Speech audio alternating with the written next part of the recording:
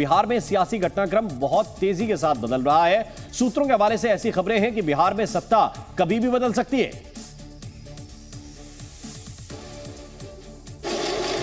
और बीजेपी नीतीश कुमार को समर्थन दे सकती है। सूत्रों के मुताबिक भारतीय जनता पार्टी अपने विधायकों के समर्थन वाली चिट्ठी नीतीश को सौंप सकती है। वहीं बिहार के पूर्व डिप्टी सीएम और बीजेपी नेता तारकिशोर प्रसाद का कहना है कि केंद्रीय नेतृत्व जो फैसला करेगा हम उसके साथ हैं। बदलते हुए राजनीतिक हालात में जो केंद्रीय नेतृत्व का निर्देश होगा, बिहार के हित में, देश के हित में, एनडीए के हित में, तो जो भी केंद्रीय नेतृत्व कदम उठाएगी हम उसके साथ हैं। वहीं सियासी उथल पुथल के बीच नीतीश कुमार बक्सर पहुंचे और ब्रह्मपुर मंदिर में पूजा की। इस दौरान उनके साथ केंद्रीय मंत्री और बीजेपी नेता अश्विनी चौबे भी मौजूद रहे। अश्विनी चौबे ने कहा कि राम की कृपा से सब काम हो रहा है। चाहे विधि राखे राम ताही विधि रहिए, हो यह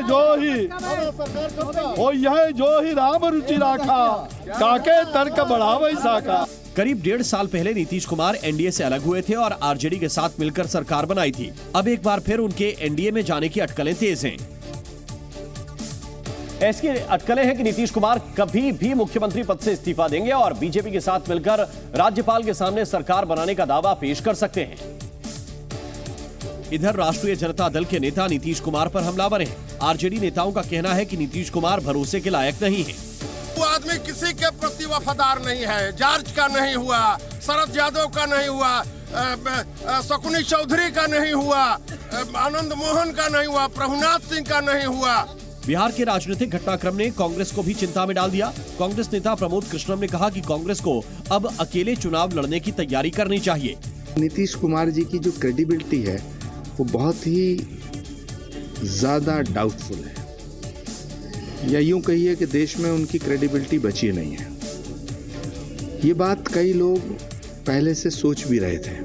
सियासी गलियारे में नीतीश कुमार को पलटू राम माना जाता है। ऐसा कहा जाता है कि वे सत्ता की राजनीति करते हैं। बिहार में सरकार बनाने का मामला काफी नजदीक है। जेडीयू और बीजेपी और आरजेडी दोनों के गुणा भाग में आप अगर देखेंगे, दोनों ही गुणा भाग में लगे हुए हैं, अपना अपना नंबर ठीक कर रहे हैं। माना जा रहा है कि लालू आसानी से आरजेडी की सरकार को जाने नहीं देंगे। आरजेडी यह दावा कर रही है कि बहुमत का जादुई आंकड़ा उसके पास है। बिहार में आरजेडी के 79 विधायक हैं, वहीं कांग्रेस के 19 और वाम दलों के 16 विधायक हैं, जबकि एआईएमआईएम के एक विधायक का भी उनको समर्थन हासिल है। आरजेडी और को 115 विधायकों का समर्थन प्राप्त है। ऐसे में बहुमत से सिर्फ 7 विधायक कम पड़ते हैं। वहीं एनडीए के खेमे में बीजेपी के पास है 78 विधायक और बीजेपी के 78 विधायकों में जेडीयू के 45 विधायक अगर जुड़ जाते हैं, इसके साथ ही जीतन राम मांझी की हम पार्टी के भी 4 विधायक एनडीए के पास जुड़ जाएंगे। साथ ही एक निर्दलीय विधायक का भी समर्थन इनको हासिल है। यानी कुल जोड़ होगा 128 विधायकों का, तो एनडीए के खेमे में 128 विधायक हैं। ऐसे में एनडीए के पास जादुई आंकड़े से 6 विधायक ज्यादा होते हैं। तो बिहार में सियासी उथल पुथल के बीच नीतीश कुमार के साथ बीजेपी की सरकार का फॉर्मूला भी तय हो गया है। सूत्रों के मुताबिक बीजेपी के 2 विधायक डिप्टी सीएम पद की शपथ ले सकते हैं। रेणु देवी और तारकिशोर प्रसाद डिप्टी सीएम बनाए जा सकते हैं। इसके अलावा नीतीश कुमार के साथ जेडीयू और बीजेपी के 3-3 विधायक मंत्री पद की शपथ ले सकते हैं, जिसमें बीजेपी कोटे से उप मुख्यमंत्री पद भी शामिल है। जेडीयू कोटे से विजय कुमार चौधरी, संजय झा और अशोक चौधरी मंत्री पद की शपथ ले सकते हैं। जेडीयू के नेता दावा कर रहे हैं कि प्रधानमंत्री मोदी और नीतीश के राज में ही बिहार का विकास हो सकता है। आंकड़े एनडीए के पास है। पूर्व में भी सरकार बनी थी एनडीए के साथ माननीय नीतीश जी के नेतृत्व में। अभी भी आंकड़ा एनडीए के पास है। बाकी बचे मंत्रियों का शपथ ग्रहण बाद में होगा। साथ ही बीजेपी भी अपने कोटे के बाकी मंत्रियों के नाम बाद में तय करेगी। बिहार की सियासत में फिलहाल उथल पुथल मची हुई है। मुख्यमंत्री नीतीश कुमार कभी भी महागठबंधन से नाता तोड़कर एनडीए में जाने का औपचारिक ऐलान कर सकते हैं, जिस पर लालू यादव की पार्टी की पूरी नजर बनी हुई है। और दावा किया जा रहा है कि लालू यादव आसानी से बिहार में सत्ता पलटने नहीं देंगे। चूंकि आरजेडी सबसे बड़ी पार्टी है, इसलिए सूत्रों के मुताबिक नीतीश कुमार के महागठबंधन से अलग होने पर आरजेडी की ओर से तेजस्वी यादव के नेतृत्व में सरकार बनाने का दावा पेश किया जा सकता है। खबर यह भी है कि राज्यपाल के नहीं बुलाने पर आरजेडी के सामने कोर्ट जाने का रास्ता भी खुला है। हालांकि बिहार में अगले पल क्या होगा, इस पर संशय बरकरार है। अभी तक इसको मैं क्या कहूँ, अफवाह ही मानूंगा ना, क्योंकि कल आपको स्मरण हो, मैंने कहा था कि जो संशय की स्थिति है वो संशय असहज कर रहा है। इससे साफ है कि लालू यादव इतनी आसानी से हथियार डालने वाले नहीं हैं और वो आसानी से तख्ता पलट नहीं होने देंगे। दावा किया जा रहा है कि आरजेडी के सबसे ज्यादा विधायक हैं। ऐसे में नीतीश कुमार गठबंधन तोड़ते हैं तो लालू यादव भी अपने पत्ते जरूर खोलेंगे। तो बिहार में एक बार फिर सत्ता को लेकर खलबली मची हुई है। बिहार में जारी सियासी खींचतान के बीच आरजेडी और जेडीयू की राहें न सिर्फ अलग होती दिख रही हैं, बल्कि उनके बीच की दरार अब खाई में तब्दील होती नजर आ रही है। क्योंकि खबर है कि नीतीश कुमार ने लालू यादव का फोन तक उठाना बंद कर दिया है। सूत्रों के मुताबिक लालू यादव ने नीतीश कुमार को करीब 5 बार फोन किया, लेकिन नीतीश कुमार ने लालू यादव का एक बार भी फोन नहीं उठाया। इतना ही नहीं, नीतीश कुमार ने लालू यादव को मिलने तक का समय नहीं दिया। लालू और नीतीश के बीच दूरियां आरजेडी नेताओं के बयानों में भी साफ झलक रही हैं। कल क्या होगा तो कोई भविष्यवक्ता है नहीं, और राजनीति में तो राष्ट्रीय जनता दल और हमारे नेता ने जो संघर्ष किया है वो सबको पता है। इससे साफ है कि नीतीश कुमार आरजेडी के साथ नहीं रहने का मन बना चुके हैं, बस औपचारिक ऐलान बाकी है। लेकिन सवाल उठता है कि नीतीश कुमार आरजेडी का साथ छोड़कर दोबारा बीजेपी के साथ क्यों जा रहे हैं? ऐसा क्या हो गया कि करीब 1.5 साल के अंदर ही उनका मोह भंग हो गया? जेडीयू के सूत्र इसकी कई वजहें बताते हैं। पहली वजह यह है कि नीतीश ने अपनी पार्टी को बंटने से बचाने के लिए पलटने का फैसला किया है। कहा जा रहा है कि कम से कम 7 जेडीयू सांसद लोकसभा चुनाव के लिए बीजेपी के संपर्क में हैं। इन सांसदों ने 2019 में एनडीए में रहकर जीत हासिल की थी, लेकिन इस बार उन्हें आरजेडी, कांग्रेस और लेफ्ट के गठबंधन के साथ जीत की कम उम्मीद है। जेडीयू के ज्यादातर वरिष्ठ नेता बीजेपी के साथ गठबंधन के पक्ष में हैं। नीतीश को एहसास हो गया था कि अगर वो कोई फैसला नहीं लेते हैं तो पार्टी टूट जाएगी। पिछले महीने लालू और तेजस्वी के करीब आ रहे ललन सिंह को उन्होंने राष्ट्रीय अध्यक्ष के पद से हटा दिया। 2019 के लोकसभा चुनाव में जेडीयू ने 17 में से 16 सीटों पर जीत हासिल की थी। पार्टी के अपने अंदरूनी सर्वे में इस बार ऐसे नतीजे आते नहीं दिख रहे हैं। नीतीश कुमार को लगता है कि नरेंद्र मोदी के नेतृत्व में ज्यादा सीटें आने की उम्मीद है। जेडीयू को यह भी लगता है कि अयोध्या में राम मंदिर का उद्घाटन, मोदी की लोकप्रियता और उनकी सरकार की कल्याणकारी योजनाएं जीत का असल फॉर्मूला हो सकती हैं। दूसरी तरफ नीतीश कुमार इंडिया गठबंधन में ज्यादा तवज्जो उनको नहीं मिल रही थी। नीतीश कुमार को इंडिया गठबंधन में कोई अहम पद नहीं दिया गया। जेडीयू ने कांग्रेस पर गठबंधन में दूसरी पार्टियों को ज्यादा अहमियत देने का आरोप लगाया। कांग्रेस की भारत जोड़ो न्याय यात्रा इंडिया गठबंधन की बजाय राहुल गांधी की यात्रा ज्यादा है। साथ ही इंडिया गठबंधन बीजेपी और मोदी के खिलाफ मजबूत विकल्प देने में नाकाम साबित हुआ है। इन सब वजहों से नीतीश ने अपनी पार्टी के भविष्य को देखते हुए एनडीए के साथ एक बार फिर जाने का फैसला किया है। बिहार में चल रही राजनीतिक उठापटक के बीच कांग्रेस पार्टी में भी टूट हो सकती है। खबर है कि कांग्रेस के 13 विधायक नीतीश कुमार के संपर्क में हैं और वो उनके साथ जा सकते हैं। सूत्रों के मुताबिक कांग्रेस के 13 विधायकों ने अपना फोन बंद कर दिया है। लिहाजा ये कयास जोरों पर है कि ये विधायक कांग्रेस छोड़ नीतीश से हाथ मिला सकते हैं। भारतीय जनता पार्टी जेडीयू मिल जाएगी तो उसमें कुछ बच नहीं जाएगा। वो अशोक चौधरी के माध्यम से सारे लोग आ रहे हैं। हालांकि कांग्रेस ऐसी किसी भी बात से साफ इनकार कर रही है। कांग्रेस नेता अजीत शर्मा ने कहा कि पार्टी के नेता एकजुट हैं और एक भी विधायक कहीं नहीं जाने वाला। एक भी विधायक किसी पार्टी में नहीं जा रहा है, ये मैं आपके माध्यम से पूरे देशवासियों को आश्वस्त करना चाहते हैं। लेकिन कांग्रेस विधायकों के नीतीश कुमार के संपर्क में होने की खबरों ने लालू और तेजस्वी यादव की नींद उड़ा दी है, क्योंकि कांग्रेस के 13 विधायकों के नीतीश के साथ जाने पर आरजेडी का समीकरण बिगड़ सकता है। लोकसभा चुनाव को लेकर समाजवादी पार्टी और कांग्रेस के बीच यूपी में सीट बंटवारे को लेकर बयानबाजी तेज हो गई है। माना जा रहा है कि यूपी में समाजवादी पार्टी कांग्रेस को 11 सीट देगी और इसकी जानकारी खुद पार्टी अध्यक्ष अखिलेश यादव ने सोशल मीडिया में एक पोस्ट के जरिए दी, जिसमें अखिलेश ने लिखा कि कांग्रेस के साथ 11 मजबूत सीटों से हमारे सौहार्दपूर्ण गठबंधन की अच्छी शुरुआत हो रही है। ये सिलसिला जीत के समीकरण के साथ और भी आगे बढ़ेगा। इंडिया की टीम और पीडीए की रणनीति इतिहास बदल देगी। जबकि अखिलेश के बयान पर यूपी कांग्रेस प्रदेश अध्यक्ष अजय राय ने हामी भरने से इनकार कर दिया। मुकुल वासनिक जी के नेतृत्व में कमेटी बनी है। हमारे प्रदेश से इंचार्ज अविनाश पांडे जी बात कर रहे हैं और बहुत जल्द उस पर निर्णय आपके सामने आ जाए। इस बीच दिल्ली में यूपी की सीट शेयरिंग को लेकर मुकुल वासनिक और यूपी कांग्रेस के नेताओं के बीच बैठक हुई। उत्तर प्रदेश को लेकर चर्चा हुई और मुझे लगता है सभी काफी पॉजिटिव, सकारात्मक है। आगे बात बढ़ रही है। कांग्रेस ने साफ किया कि अभी सीट बंटवारे पर कोई अंतिम फैसला नहीं हुआ। इस वक्त बड़ी खबर मिल रही है, जेडीयू विधायक दल की बैठक कल है। पटना में कल सुबह 10 बजे विधायक दल की बैठक होगी। Smiling it today. I'm always smiling. CM face will be CM से अब आप देखिए आगे कैसे कैसे क्या क्या होता है। अभी तो इतना ही है। तो और लगातार बैठक की क्या और बैठक और भी चलेगी और कल सुबह से फिर बैठक चलेगी। गृह मंत्री जी और नड्डा जी कुछ राष्ट्रीय देखिए इतने विषयों पर चर्चा नहीं कर सकते। कल सुबह फिर बैठक सुबह 9 बजे से फिर प्रारंभ हो रही है। राजीव प्रताप रूडी को इस वक्त आप सुन रहे थे और राजीव प्रताप रूडी ये बता रहे हैं कि कल 9 बजे बैठक होगी बीजेपी की और 10 बजे जेडीयू की विधायक दल की बैठक है। उधर दिल्ली के मुख्यमंत्री अरविंद केजरीवाल ने बीजेपी पर बड़ा आरोप लगाया। केजरीवाल का कहना है कि बीजेपी ने एक बार फिर उनके विधायकों को तोड़ने की कोशिश की और उन्हें लालच देकर बीजेपी में शामिल होने को कहा। आज सुबह 10 बजे केजरीवाल ने एक्स पर पोस्ट कर दावा किया कि बीजेपी ने आम आदमी पार्टी विधायकों से ही उनकी गिरफ्तारी की भविष्यवाणी की। केजरीवाल के मुताबिक बीजेपी ने उनके 7 विधायकों से कहा है कि कुछ दिन बाद केजरीवाल को गिरफ्तार कर लेंगे, उसके बाद विधायकों को तोड़ेंगे। 21 विधायकों से बात हो गई है, औरों से भी बात कर रहे हैं। उसके बाद दिल्ली में आम आदमी पार्टी की सरकार गिरा देंगे। केजरीवाल ने 25 करोड़ रुपए और बीजेपी के टिकट पर चुनाव लड़वाने के ऑफर मिलने की भी बात कही। इधर आम आदमी पार्टी का आरोप है कि दिल्ली में सरकार गिराने के लिए ही केजरीवाल को गिरफ्तार करने का षड्यंत्र रचा जा रहा है।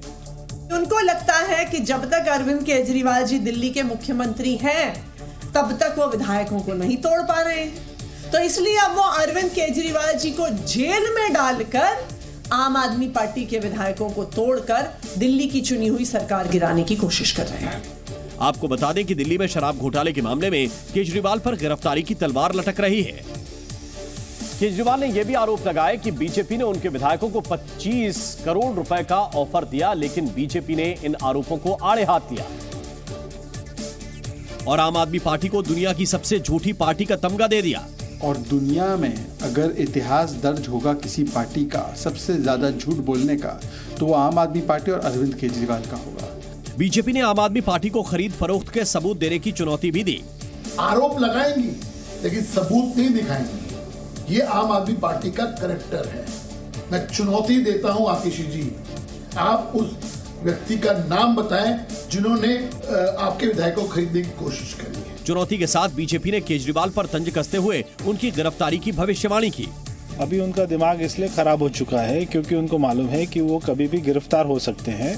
इस वक्त दिल्ली की पूरी राजनीति केजरीवाल की गिरफ्तारी के इर्द गिर्द घूम रही है।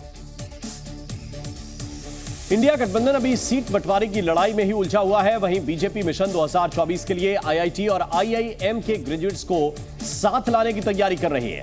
दैनिक भास्कर की एक रिपोर्ट के मुताबिक बीजेपी ने आईआईटी और आईआईएम जैसे संस्थानों के युवाओं को अपने कैडर में शामिल करने की योजना बनाई है। बीजेपी उन पेशेवर लोगों को अपने साथ जोड़ेगी जो समाज और अर्थव्यवस्था को नई दिशा देने की क्षमता रखते हैं।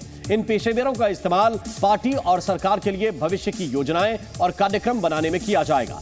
चुनाव के दौरान नौजवानों और पेशेवर लोगों को पार्टी से जोड़ने की रणनीति बनाने में भी ये प्रोफेशनल्स मददगार होंगे। साथ ही बीजेपी अपना घोषणा पत्र तैयार करने के लिए भी आईआईटी और आईआईएम के प्रोफेशनल्स के इनपुट को शामिल करेगी। प्रोफेशनल्स की उनकी शिक्षा और रुझान के आधार पर पीएमओ, मंत्रालयों, मंत्रियों और राज्यों में काम के लिए उनको भेजा जाएगा। भारतीय जनता पार्टी आईआईटी और आईआईएम के प्रोफेशनल्स को उनकी योग्यता के आधार पर 50,000 से 5 लाख रुपए प्रतिमाह सैलरी भी देगी। साथ ही इनमें से कुछ युवाओं को समय आने पर चुनाव भी लड़ाया जा सकता है और अगर उनकी योग्यता रही तो उनको केंद्र या राज्य में मंत्री भी बनाया जाएगा। ज्ञानवापी परिसर पर आई एएसआई की सर्वे रिपोर्ट में इस बात का दावा किया गया कि वहां मंदिर के ऊपर मस्जिद का निर्माण कराया गया था। इस रिपोर्ट को जहां हिंदू पक्ष बड़ी कामयाबी मान रहा है, तो वहीं मुस्लिम पक्ष ने सर्वे रिपोर्ट पर ही सवाल उठा दिए और कोर्ट में अपना दावा पेश करने की बात कही। अंजुमन इंतजामिया मस्जिद समिति की तरफ से वकील अखलाक अहमद ने तो ज्ञानवापी परिसर में मिली मूर्तियों की पौराणिकता पर सवाल उठाए। तो अगर वो आज की तारीख में पाया गया तो वो मंदिर का पार्ट थोड़ी हो सकता है कि हाँ इस मंदिर को तोड़ करके मस्जिद बना दिया गया और मलबा वहीं बगल में रखे हैं हम 450 साल से बकौल उनके, जबकि मस्जिद हमारी हजारों साल पुरानी है। इस बीच मुस्लिम पर्सनल लॉ बोर्ड के सदस्य मौलाना खालिद रशीद फिरंगी महली ने कहा कि कोर्ट के आदेश पर उन्हें भरोसा है।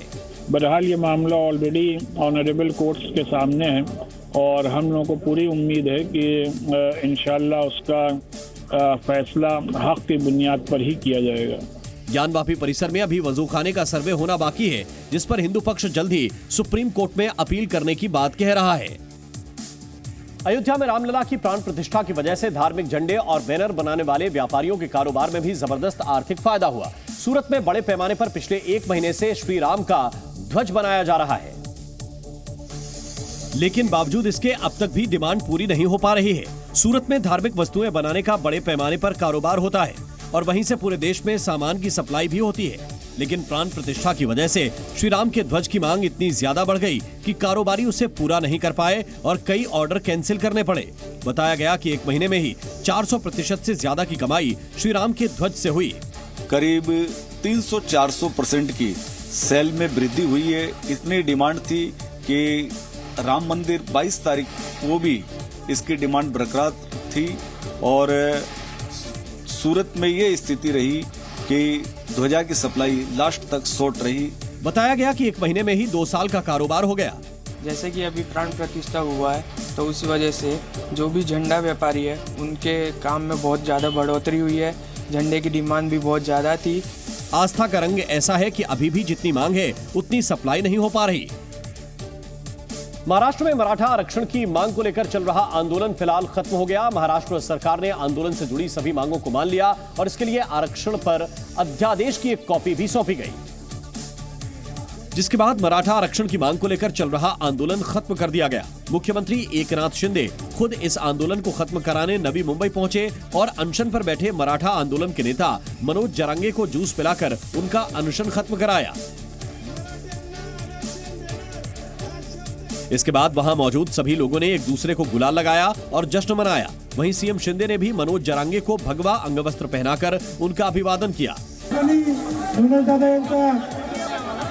भगवा शाल देऊन सन्मान होते मी मनोज दादांना विनंती करतो। आंदोलन खत्म करने के बाद मनोज जरांगे ने कहा कि 4 महीने से मराठा आरक्षण के लिए संघर्ष किया जा रहा था, जिसके लिए 350 युवाओं ने आत्महत्या की, लेकिन आज उनका सपना साकार हुआ। त्याची नोंद मिळाली, त्याचा शपथपत्र घेऊन त्याच्या सोयऱ्याला देण्यात यावं, गृह चौकशी नंतर करावी। आज प्रधानमंत्री मोदी दिल्ली में एनसीसी की वार्षिक रैली में शामिल हुए। दिल्ली के करियप्पा परेड ग्राउंड में हुई इस रैली में 17 राज्यों के कैडेट्स ने हिस्सा लिया।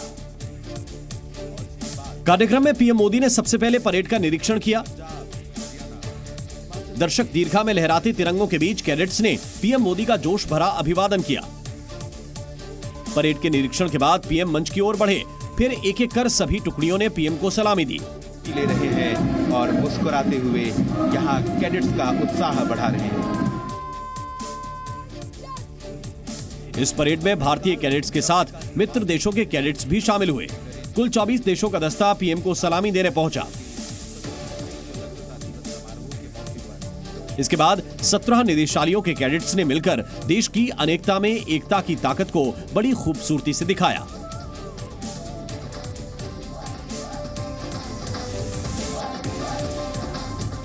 सांस्कृतिक कार्यक्रम में अलग अलग प्रदेशों की संस्कृति की झलक दिखी।